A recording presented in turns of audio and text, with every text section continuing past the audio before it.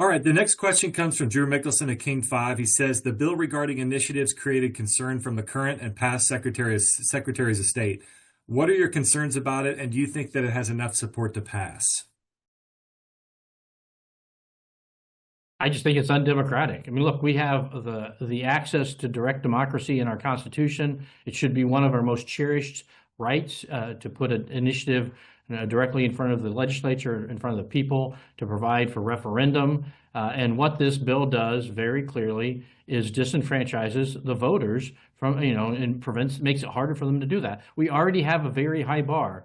For initiatives, you have to come up with over 400,000 signatures. That's a hard thing to do. It's not like they're falling out of the sky. And we have had a few more in recent years, but not an overwhelming amount. I think this is simply an effort by the Democratic majority to stop the feedback. They don't want feedback on their policies, and I think they're wrongheaded, and there's a good reason. Both the current Democratic and previous Republican secretaries of state have stood up and said, hey, this is bad for people, bad for the process, bad for democracy. Don't do this. Hopefully that message will be heard by our Democratic colleagues, and this bill will be set aside.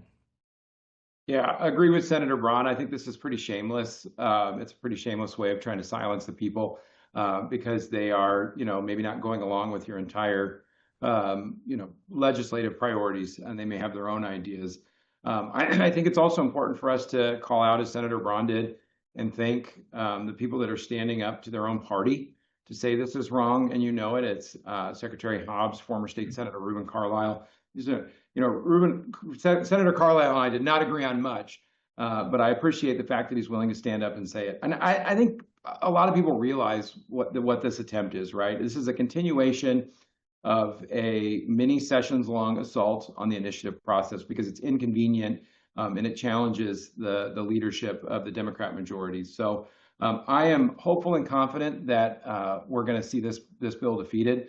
Because the people want the initiative process. Good, right or left, right? We've had initiatives from both sides that have passed stuff that the legislature was unwilling or unable to do. So here's to hoping that the right thing is done this session.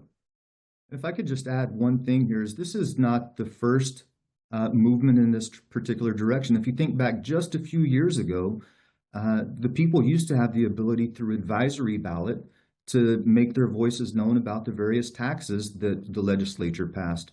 And then after overwhelming feedback from the public in opposition to many of the taxes that were passed, the Democrat majority came back with a bill the next year that removed the people's ability to provide feedback via the advisory ballots. We no longer have that. So this is a continued movement in the direction of removing and silencing the voice of the people of our state.